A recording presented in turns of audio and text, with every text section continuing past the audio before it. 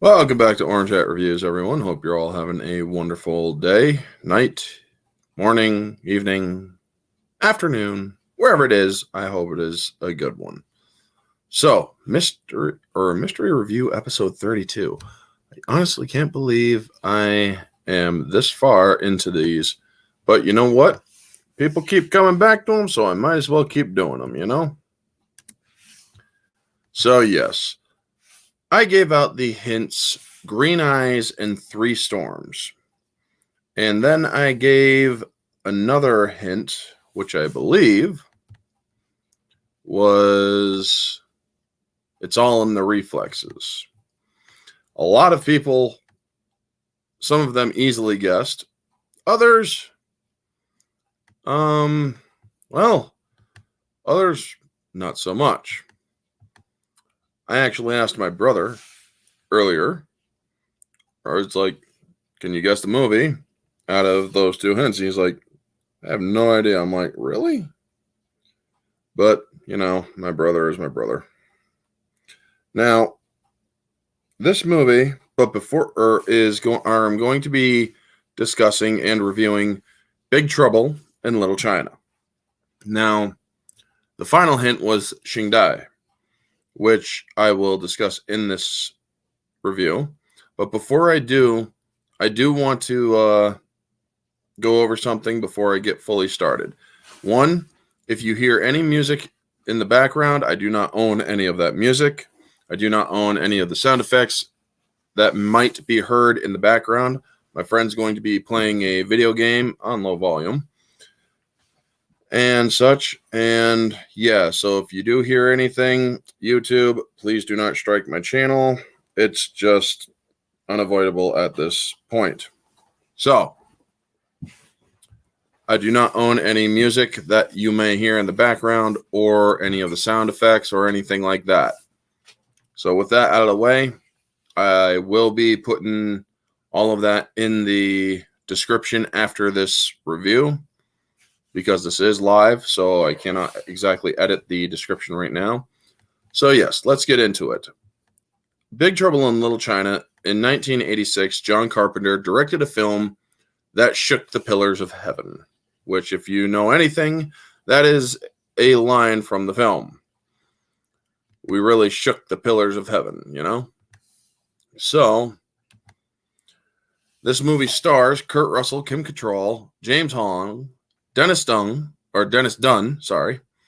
Victor Wong, Carter Wong, and a slew of other very talented Asian talent, or actors and actresses. This movie had a budget of $20 million. I do not believe it was successful in the box office. There was very little to no marketing for this film. But this movie most likely did make back all of its money by the time this film was completed. Or by the time this movie or DVDs became a thing. I'm pretty sure that this movie has made its money back and then some. So, the movie actually starts with an improvised scene, a scene that was asked to be put in to really give the character of Jack Burton, Kurt Russell, who's actually not even in the scene, a sense of heroism, or to give his character more of a heroic feel beyond the events. This was added to, this scene has Victor Wong, who plays Egg Shen. He is a great actor. He's played in so many films throughout the 80s and 90s. He died in 2001, which is a huge loss for the industry, but still, he is appreciated in his movies. I remember seeing him in The Golden Child, and that was a hilarious movie. He was in Three Ninjas. He was in a bunch of others that I can't even name right now off the top of my head.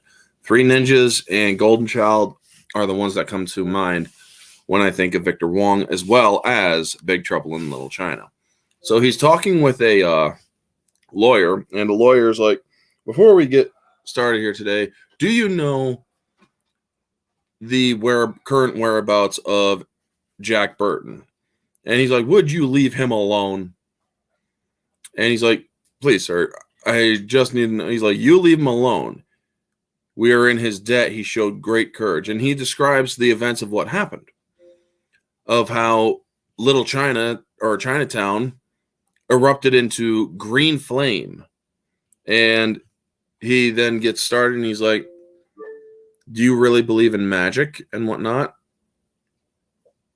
And he's like, you mean Chinese black magic? Yes.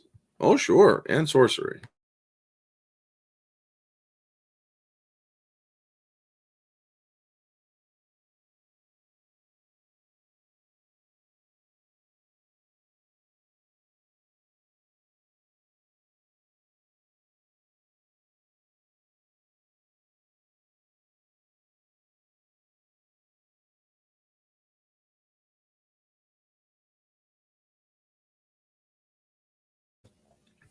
So, hey, Price is Right Reviews. Good to see you.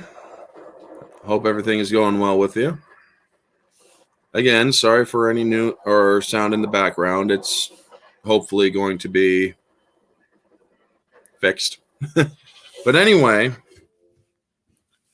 the lawyer actually asks him, he's like, how do you expect me to believe? And I mean, please show me. It's like, how do you, or show me some proof that magic exists? And Egg Shen puts up his hands and has a little bit of electricity cascade across his hands. And he tells him, you see, that was nothing. That's just the beginning. That's usually how it starts. And so then we get to the introduction of Jack Burton, who's riding his truck, the Pork Chop Express, with a decal of a silhouetted lady that is naked on the front of his car or truck. So we then hear him talking about, or he's listening. He's like, this is Jack Burton of the Pork Chop Express, and I'm talking to anyone who's listening out there. He's basically a disc jockey, or he's not a disc jockey, but he's a radio jockey in a truck, essentially. In these scenes when he's driving his truck, where he's talking about what happens and yada yada. And so he's talking about how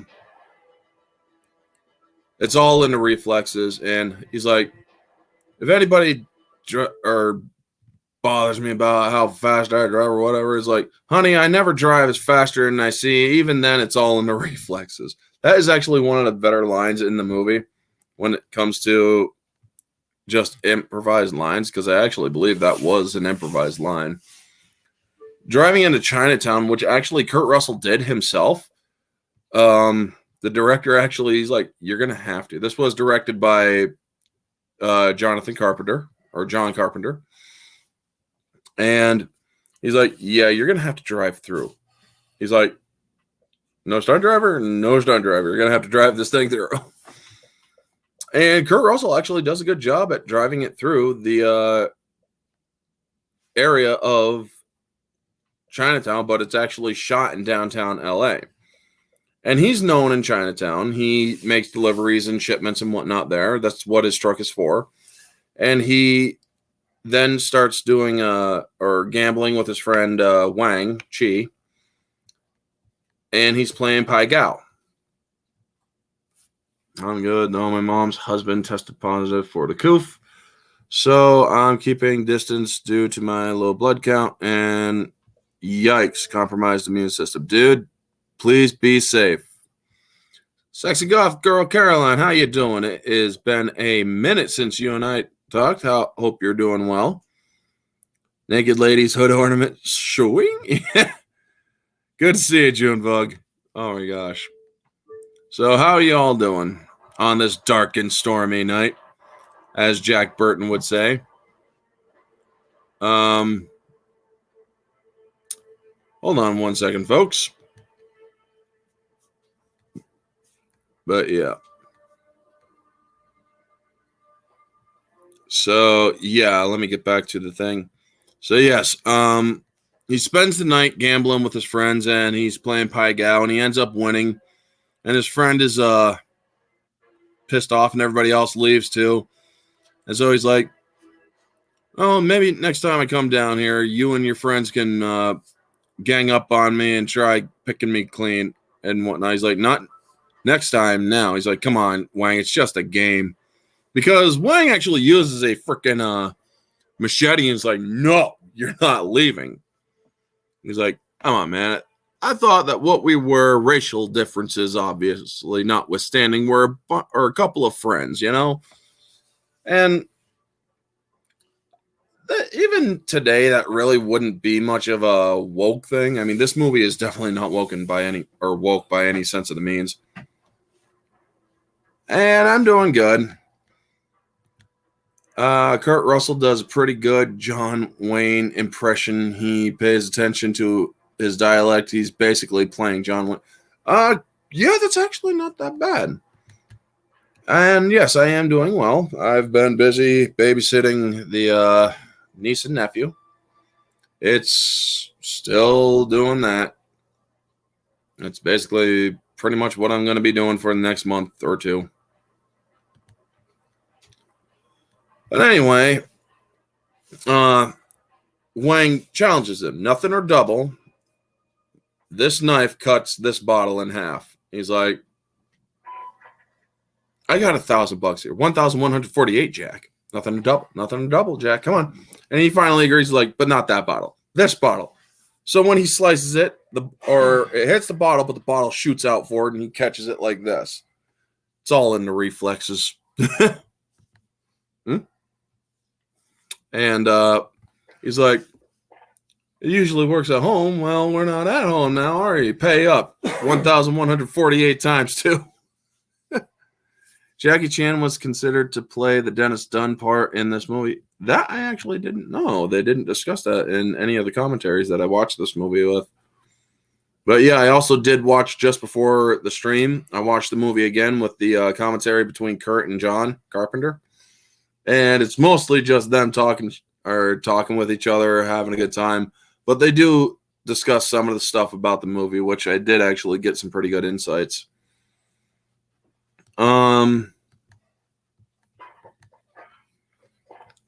So yeah, he's like, "I can't pay the money back now. I don't have that kind of money on me." He's like, "I didn't hear that, Wang. I don't have that money." Or he's like, "I don't have that kind of money." He's like, "I didn't hear that, Wang." He's like, "Oh, wait." Or, "You know me, I'm just a poor old Chinese boy." He's like, "You own a restaurant. That's a hell of a lot more than me." "All right. Well, what I meant was I don't have that kind of money on me." "Yeah, that's what I thought you said.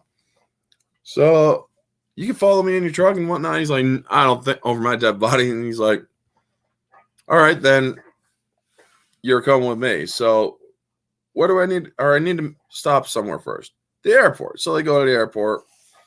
And you see Dennis Dunn is basically sweaty palms in love, talking about his fiancée that he's picking up. Her name's Mao Yin, and she has green eyes, which is extremely rare in Asians, apparently.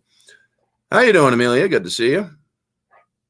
Kurt Russell and John Carpenter commentaries are great. At the end of the day, it's just two best friends hanging out. Exactly. I mean, when commentaries are actually supposed to be, you're discussing the film and stuff that happens behind the scenes.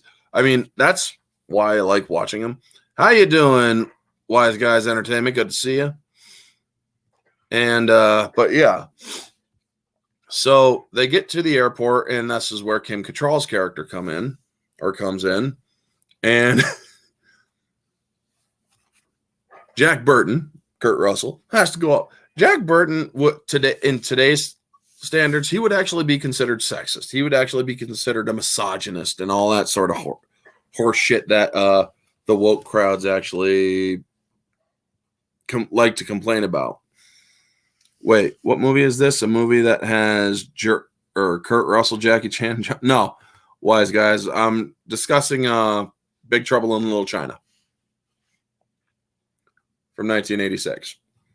Which, shout out to Steve Kenobi, because he was actually talking about, he's like, "I'm watching this beauty from 1986, Aliens," And he's like, comment or reply with what movie or with a picture of the movie that you're watching. And I'm like, I can't, or I am coincidentally watching a movie from 1986, but I can't put up a photo because I'm doing a mystery review about it later. So yeah, shout out to Stig Kenobi. Hope he's doing well. And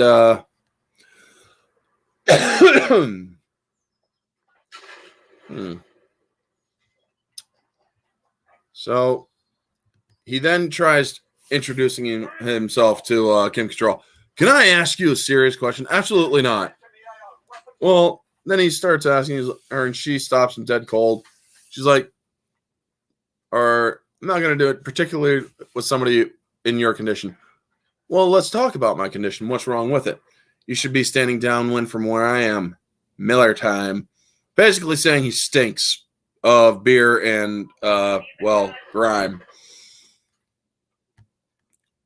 And so then Mao Yin is making her way through customs, and they're talking, or Kim and Kurt are still talking with each other. And so, hold on one second, folks.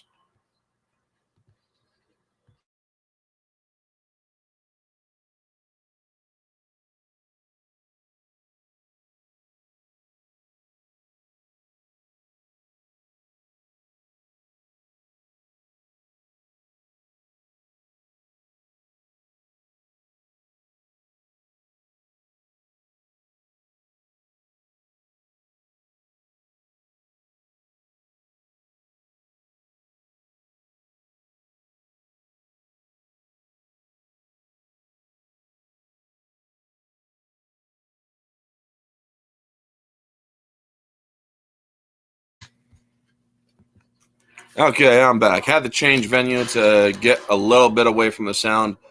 My friend's playing Call of Duty, Modern Warfare, so can't really go anywhere else because kids are sleeping and whatnot. Anyway, so Lords of Death, street punks from Chinatown, barge through, bumping into Kim Cattrall and Jack Burton, and he goes to intervene, but she stops him. She's like, this is not good. What are they doing here? They're not supposed to be here and whatnot. And they just are standing aside.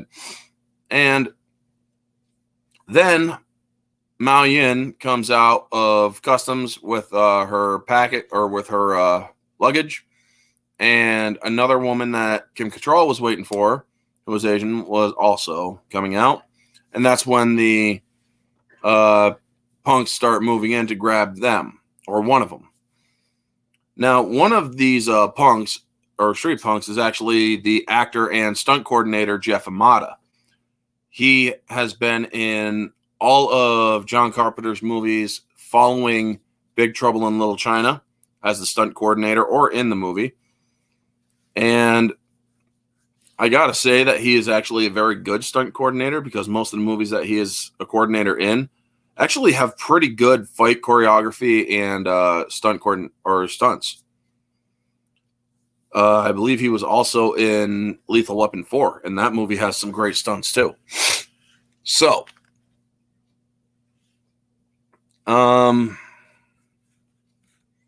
after Mao Yin is then kidnapped, we get to a chase in the garage where they're jumping out of the way, and because the street punks' cars going at them fast, and they are standing in the way, but they have to jump out. Now, the shot of them landing down onto the concrete is actually shot in reverse. It was actually them landing, and then it shows them jumping out of the way. Or, well, no, that's wrong. I'm sorry. Them landing is shot in reverse, because what they were really doing was sitting up, and then they reverse the shot. Now, going into Chinatown, you're then introduced to the character of Egg Shen again in the setting of what happened during the movie, he's essentially telling all of this from his point of view, what's going on in Chinatown. And he basically essentially plays chicken with the Pork Chop Express because, well, Jack Burton's not taking this shit lying down. His friend's girl just got stolen, and he's going to help his friend out, you know? So we go into Chinatown, and we are brought into an alley. Now, this alley is actually a set-dressed stage, and they brought the truck in to the stage. This stage is just big enough for that truck to drive to one spot to another. That's it. Also, the camera angles were very restricted in the film because if you pan up any further than where they were in the movie, you would see the ceiling of the stage. So you get introduced to the Chang Sings and the Wing Kong. The Chang Sings are the good guys, so to speak, which was actually supposed to be very ambiguous originally, but the studio intervened, and they're like, we need to explain who the good guys and the bad guys are in this scene. So I was in the ER last night because of my knee. I can't bear weight on my left knee, and the doctor put me in a knee immobilizer. I am sorry to hear that, Goth Girl. Hope the problem is resolved, and I hope your knee recovers. So we get introduced to the Chang Sings, and they're basically doing a funeral for a guy named Lem Lee, and he was killed, apparently, on another person's orders. So then we hear a gun go off, and Kurt Russell's, he's like, hey, Wang, these guys, these Sing-Dings, Chang Sing, they have enemies, Wing Kong, who wear red turbans. And he looks out the window, he's like, oh, shit, these guys are animals, Jack. And then there's a Chinese standoff between the Chang Sing and the Wing Kong, and Jack Burton's truck is right in the middle of it. And they're like, what's going on? Chinese standoff. Don't make a sound. So after a shootout, they have the Chinese standoff, and then one of the guys yells, and they all fight. And you see some pretty good martial arts action here. Every person that is an extra in this fight sequence is a martial artist. They are used in stunt work and other movies as well. And it's actually a very good movie. It's actually one of my top 10s, believe it or not. And so, again, folks, before I go any further, I am going to have to say that any sound effects you may hear in the background are not mine. I do not own anything. This is strictly because I had nowhere else to do the stream and whatnot. So, yes, I do not own any of the sound effects made or any of the music in the background. Those belong to their respective owners and such. So, yes. So, during the fight sequences, you actually see some pretty good moves. And then you see the three storms, which is one of the hints. And you see Carter Wong, who's Thunder, coming in. He does some flourishes and martial arts flourish moves and whatnot. And then Rain comes in. I believe, or I can't remember who played Rain, but he comes in, does a few flourishes himself. And then in comes James Pax, who plays Lightning, who is actually the original inspiration for the character of Raiden in Mortal Kombat. A little bit of trivia for you. Mortal Kombat actually has some of its inspirations from Big Trouble in Little China. The character of Shang Tsung and the character of Lightning, or of Raiden, are actually inspired by two characters in this movie. The first being Lo Pan for Shang Tsung, and the other being Lightning for Raiden. So, yeah. Now,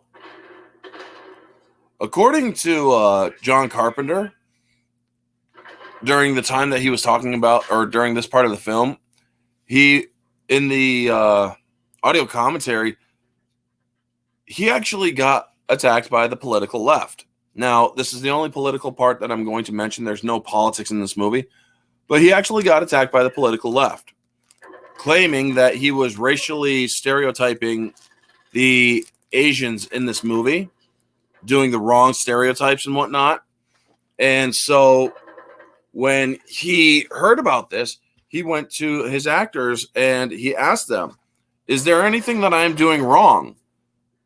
And you want to know what they all said? Nope, you're not doing anything wrong. None of us are offended by this in any shape, way, or form. So yeah, whoever's telling you this is actually full of crap.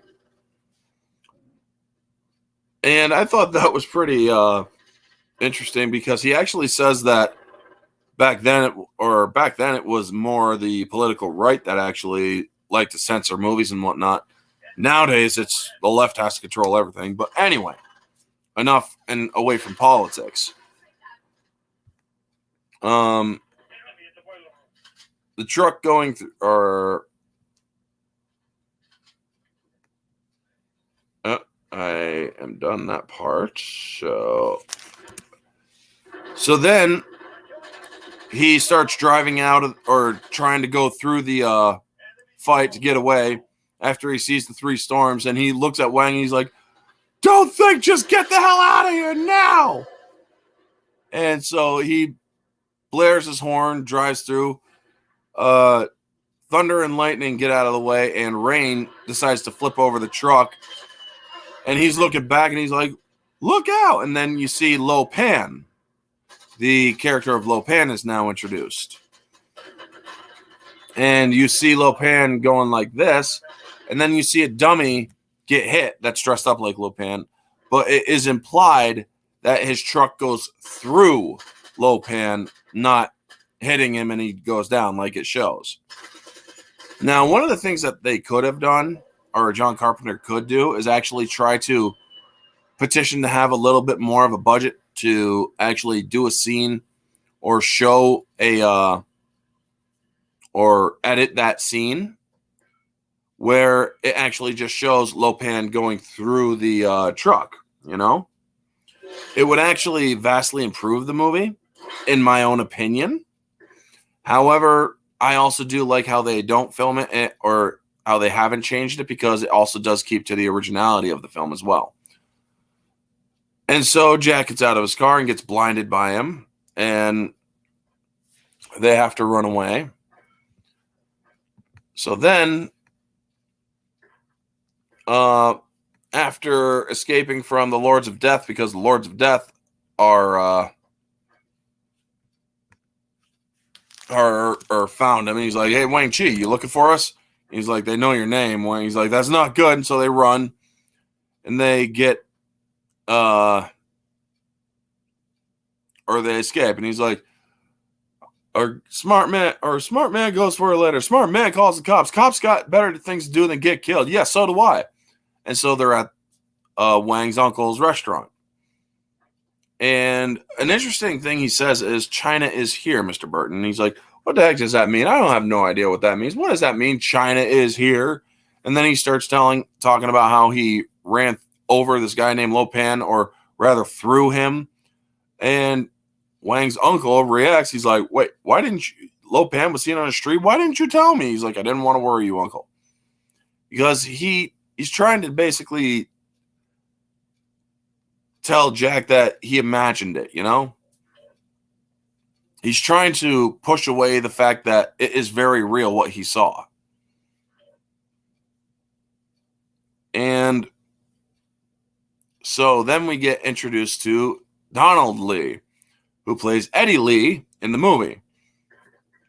And he's talking about what they stumbled upon, and how the funeral was for a guy named Lem Lee, who Lo Pan had killed, and how he was going to the hell, or anybody who was out there would be joining Lem Lee in the hell of being cut to pieces. And you hear Burton, he's like, hell of being what? The Chinese have a lot of hells. Well, I actually looked up just how many hells they have. 12,800 hells. Yeah. And you're going to hear more about the different hells in this movie. There's a hell of being cut to pieces, which we are told about. Now, there is a screen wipe after they talk about where the girls were being taken, or where Mao Yin was taken, called the White Tiger. And you also are reintroduced to Gracie Law, played by Kim Cattrall. God bless you. And my friend sneezed. And this was back when Kim Cattrall was very hot, you know? Yeah, she was extremely hot in this movie. Kim Cattrall is still a looker nowadays, but then she was fucking phenomenally hot. So we get to them, or a nice little screen wipe where it's actually is a circle that goes outward into the next scene. And that is actually admitted by John Carpenter during the commentary that it was a tribute to George Lucas's Star Wars, because that is how every scene shifted in Star Wars, where George would have like a screen wipe or something else similar, kind of like between the scene transitioning from Yoda and Luke to the Imperial Star Destroyers. But yes, they go to the White Tiger looking for Mao Yin, and then you see a reporter girl coming up or drive up, and Kim Cattrall's talking to her while Jack Burton's trying to look like an idiot in a Chinese whorehouse. So the three Storms then go in while he's undercover, and they end up taking Mao Yin before she can be rescued, essentially. And I like how Jack Burton, he doesn't run from them. I mean, these roofs were literally being sucked up, not punched in or crashed through, but sucked up and outward. And then you see thunder and rain go in where Jack is, and Jack lifts up the wicker hat on Rain and punches him, and he's like, and then looks at him like he's about ready to kick his ass. So he tries again, and same thing happens, and it's like, yeah, Jack, run. But he doesn't get the chance. I just love what he does. He's like, nods, and then he gets kicked. He just gets kicked, sent back flying. So one of the things I do like about that set design is that normally these sort of things do have the debris fall inward, where instead it does fall out, or it looks like it's being sucked up and out, which just gives a more mystical feel. Now, the acting, I will say, in this movie, some of it is improvised, a lot of it is scripted, but some of the improvisation is really good. And this was back before Kurt Russell was even a big name. Yeah, he's a Disney trained actor. Something that a lot of people did not know about Kurt Russell is that he was a Disney child actor. He was in movies like The Computer Who Wore Tennis Shoes and a few other ones. And I've actually seen those movies with my aunt, and they were actually pretty good. So, moving on, they leave the White Tiger after Mao Yin is taken by lightning, because he comes down in on his little pillar of lightning and just absconds with her.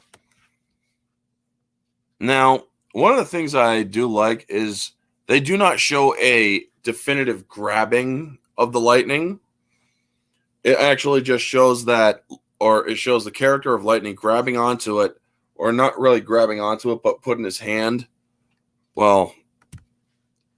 putting his hand up like this, and his hand shakes as they move up or along the lightning. And I really do like how it shows his movements with it, how he just holds it and comes down, or if he needs to zip line, he has it like this instead. It really is pretty cool. So also, folks, be sure to smash that like button and share the stream out if you could. Any and all promotion for the stream really does help. So getting back to Gracie's apartment, because they just had to get out of the White Tiger. Well, they are then have to regroup, find out what the heck is going on, where the heck they're going. Well, Wang, played by Dennis Dunn, is in full tilt, wants to get his fiancee back before anything else befalls her.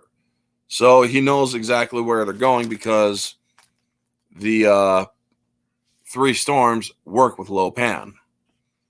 And so everybody is talking about Lo Pan and how he's such a reclusive character in Chinatown. And you get the sense that, considering everybody knows everything about Lo Pan, well, he's supposed to also be this mythical figure as well, but he's also a business person as well. He owns the Asian National Bank or whatever, or the Asian Trade Bank. He owns the Wing Kong Exchange. He owns this. He owns that. And it really does make you think just how much China is here. Like Wang Chi's uncle says. Also, there's other things that fall into that as well. So we then get to the Wing Kong Exchange, and Kurt and Jack and Wang get through, posing as phone repairmen, and I'm like, are you seriously? You just wave the phone around wearing a freaking jacket and a tank top underneath, and they actually believe that you're a phone guy. So they get down into a basement, and they're like, what does that say? He's like, and he reads it in Chinese, and he's like, the hell of boiling oil. He's like, are you serious? No, I'm just kidding. It says keep out. So as they're doing their little investigation, Gracie smacks Eddie, and she's like, we have to do something. And you get reintroduced to Egg Shen, who's talking with Wang's uncle about who's also the resident authority on Lo Pan. And as they go into a hidden elevator, cutting back and forth between Kurt and Kurt Wang, or Jack and Wang, and Egg and Wang's uncle, you get into an elevator with Kurt and Wang, and it stops and starts filling up with water, and then they escape the elevator only to see these upside down skeletons. And if you really pay attention to the scene, either Kurt Russell is legitimately freaking out, or they sped up the footage of him swimming under there to get out of that area. And that place is known as the Hell of Upside Down Sinners. Chinese have a lot of hells. So that's, I think, 3 hells mentioned. Hell of being cut to pieces, hell of boiling oil, the hell of upside down sinners, and rain is waiting for them. And so they start to get tortured by Rain, who then is blowing rubber balls at or into Kurt Russell's stomach, which, using wind and basically essentially blowing them at rapid speeds into a person's stomach, can still hurt. So they are then bound and blindfolded and in wheelchairs brought into a very almost like a terracotta room where you see a lot of statues,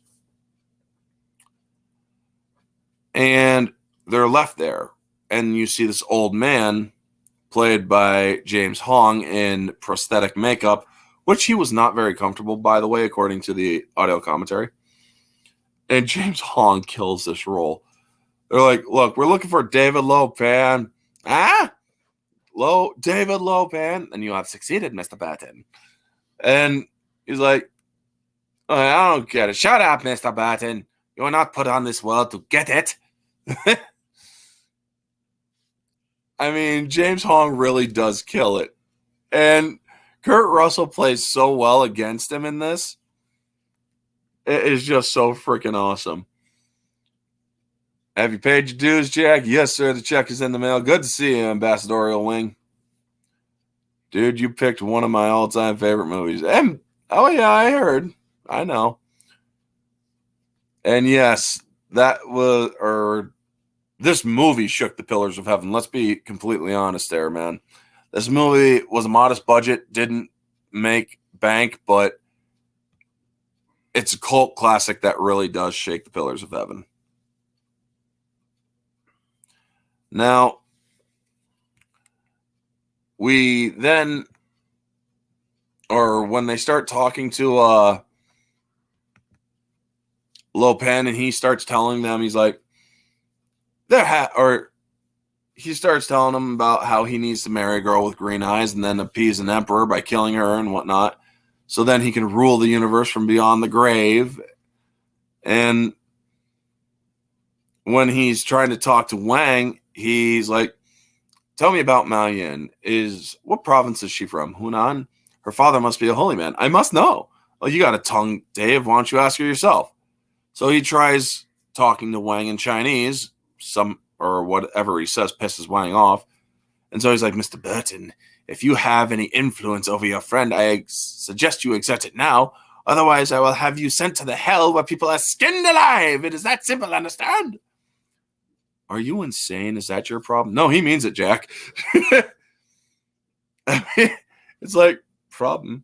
It's this body he wants to escape. And he's like, no, the piece of dynamite will be lifted. So you could rule the universe from beyond the grave. Indeed. Or check it to a psycho ward, whichever comes first. And it's like, oh my God. He just plays it so well. This is some of the best acting in the movie. So then old Lopan backs out with the wheelchair. And he's like, oh, come on, you expect me to believe this shit? I mean, you have had 2,000 years and you can't find the right broad. Come on, Dave, you must be doing something wrong. There have been others. There always are. I mean, but then we all end up looking like fools. I mean, when we're chasing Mummy Earl. And then he sees Jack's friends on the monitors. And he's like, who are these? Friends of yours? This really pisses me off to no end. I mean, James Hong just really killed the role of a wily, crazy, psychotic old man that is essentially a ghost trapped in that withering shell, you know? So,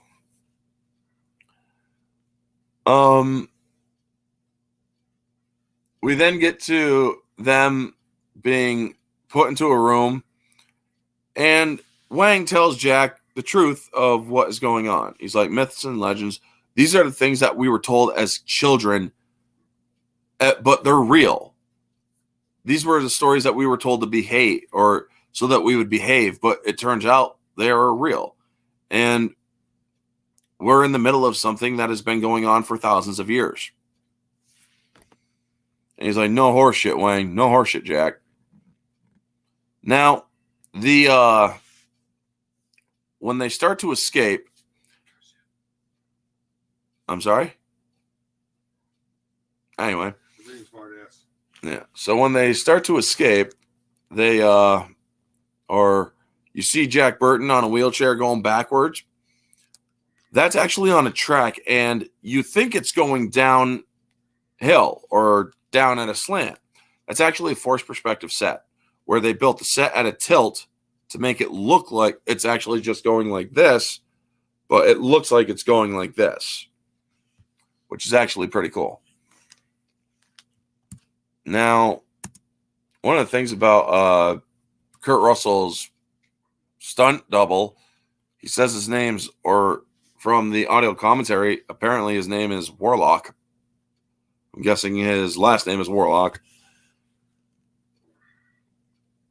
So during the rescue, they find Eddie Lee, and they are looking for the women. And you get you are told about the Hell of the Holy Dragon, which Wang mentions. He's like, I'll blow his head off and you'll all be sent to the Hell of the Holy Dragon. And I'm like, they really do have a lot of hells. And then we get a fight between the women, or the female fighters of the Wing Kong, sorry, and the boys. And the choreography in this scene was not as good. You could tell that these women, or some of the women, did not know what they were doing. And it really does show in this scene. I mean, the moves are slow and they don't look like they were properly rehearsed. So after they fully escape, Grace is taken by a monster who comes through a false wall. And when she's beating on the monster, she's like, put me down. And then she sees the monster's face, basically faints there. And it takes her into a lower subchamber where Rain and Thunder and Lo Pan notice that she has green eyes. And so then she's knocked out, apparently, off screen, because she's brought to a different, or no, she's not knocked out, but she's not understanding what the hell's going on either. So after that, the good guys are regrouping after they narrowly escape using Egg Shen's bus. They're back in Uncle's restaurant, and the women start freaking out when the Chang Sings come in. But Egg Shen puts them at ease.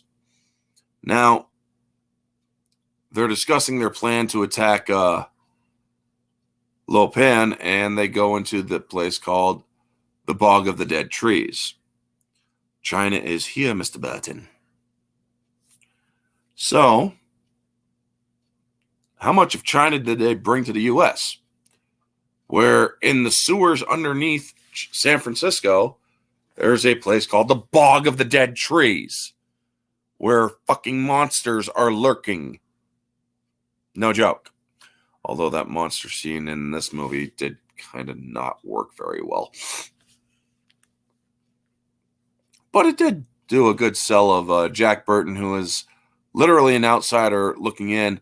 A lot of people mistake Kurt Russell for being the lead actor in this movie. Dennis Dunn is actually the lead actor in this movie. Kim Cattrall was such a fox in this movie. Yes, she was, man. That damn straight. Dick Warlock. He's also the guy who played Michael Myers in Halloween 2. Nice.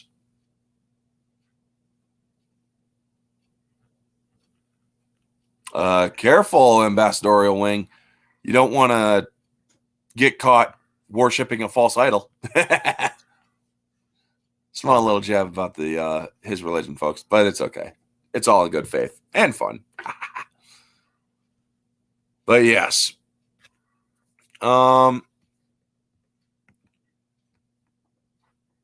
We then, I'm going to have to speed this up. We are then brought into Lo Pan's domain, and Lo Pan is preparing both Grace and Mao Yin because they have green eyes, so he tests them both, and they both pass the Burning Blade test. So he has them both prepared, and we then get more bad guys running around.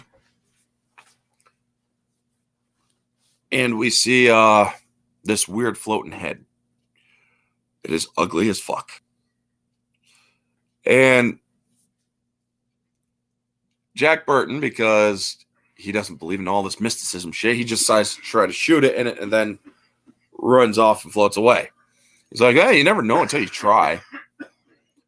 So then they take the huge buzz potion that allows them to become dreams and see things no one else can see and do things no one else can do.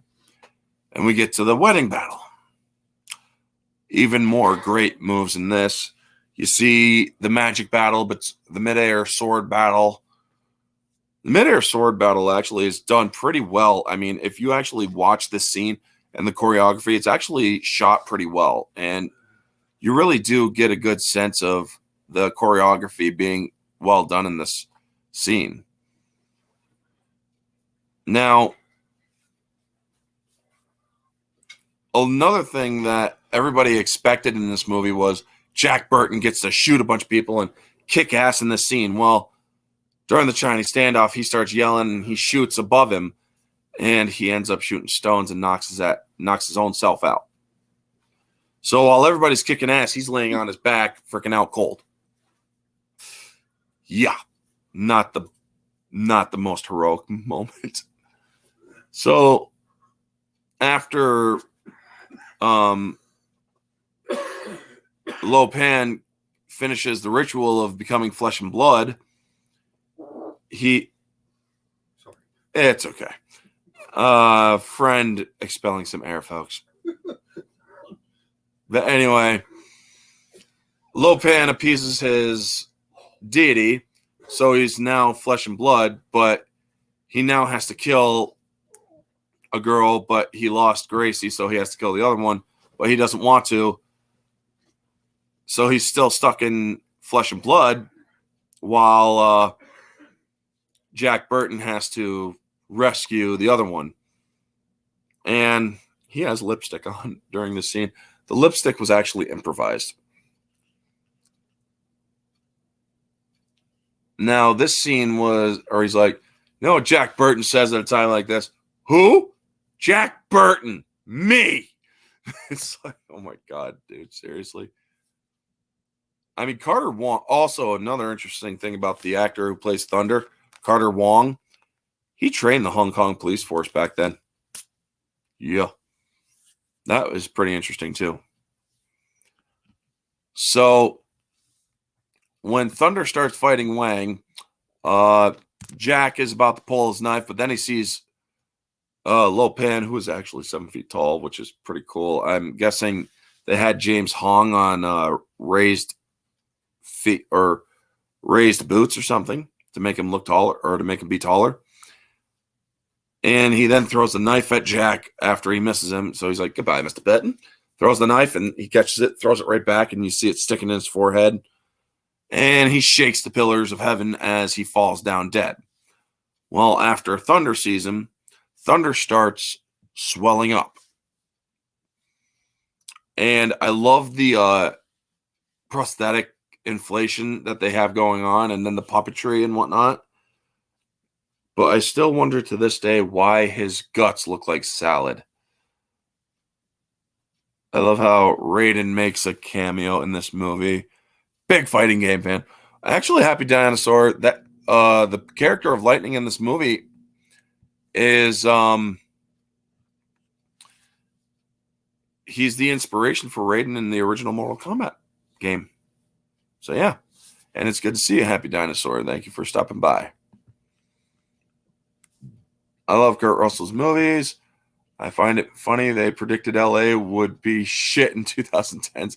It's actually San Francisco that this movie takes place in. But yes, Rain died fighting Wang in the midair sword battle because he tried jumping at him and Wang threw his sword up into him. So that's when Rain died. Thunder died after he blew himself up, and now freaking Lightning is freaking the fuck out, blasting his lightning everywhere, and then going after them, following them so they don't escape. But he gets a statue crushing him from Egg Shen. So then they are trying to escape the Wing Chun exchange, and Jack is opening up a thing, and he's like, there's my truck. My truck! He's been looking for his truck the whole time. So everybody piles into the cab, and he's like, they took the key. Well, don't you have a spare? Yeah, but I keep it in the... Pulls it out. He's like, starts up the truck. What was that? 6.9 on the Richter scale. And he's like, everybody hang on. Punches it in gear. He ends up busting out of a door, backing out. I'm like, he's like, sorry. Do you know how to drive this thing? Yeah, just hold your horses and whatnot. Nice to see you again. Finally saw Boondock Saints. Good movie. I can't find enough bleach to get the image of Willem Dafoe and drag out of my eyes. That's a great scene. It wasn't Mr. Miyagi, actually. Pat Morita was not in this film. So we then get them escaping, and we get to the end where Egg is going on a vacation because he was also immortal in a way, trying to kill Lopan for centuries. And Jack gets paid by Wang, who owes him double, but he's like, nothing triples. He's like, all right. He's like, you earned it, Jack. Yeah, I did. So Kim Cattrall is saying her goodbyes, and and he's saying his goodbyes. He's like, it wouldn't work out. I have bad luck with women. Just wouldn't work out. And so, but I'll think about it, you know? And the reporter girl, which I didn't really talk about a lot, I have to get this done because I'm not feeling well. She's like, aren't you even going to kiss her goodbye? And you expect this sort of thing to happen in this kind of movie, right? He looks dead at Kim Cattrall, who's kind of looking wanting, like she wants to kiss and whatnot. Nope. Real Ryan. Yeah, I'm not even going to say that asshole's name out loud. But yeah, you all know who I'm talking about. Subverting expectations. So then he gets back into the Pork Chop Express, but he has a stowaway, which is the monster. And then we get introduced to the credits with the song Big Trouble in Little China, which actually is John Carpenter himself singing that song. Now, the stowaway, which was the monster that was hauling around Kim Cattrall, is in the back of his truck, which was crazy. The scores for this movie, objectively, is 7 out of 10. There are problems with the movie. It is dated. Effects are not as good as they could have been. Subjectively and moviegoer, 10 out of 10. Anyway, folks, I really do have to wrap this up. My stomach is starting to churn. So I am going to end it here. Thank you all for tuning in. I will come up with hints for the next movie tomorrow. Anyway, I'm going to hit the sack soon. Hope you all have a wonderful night. I'm sorry to cut this short. I know it's not like me usually, but I really do got to go. So anyway, folks, thank you all for tuning in. You all are awesome. Soul Assassin, Ambassador, Happy, Junebug, Goth Girl, all of you. Thank you so much for tuning in. This has been Orange Hat Reviews. Stay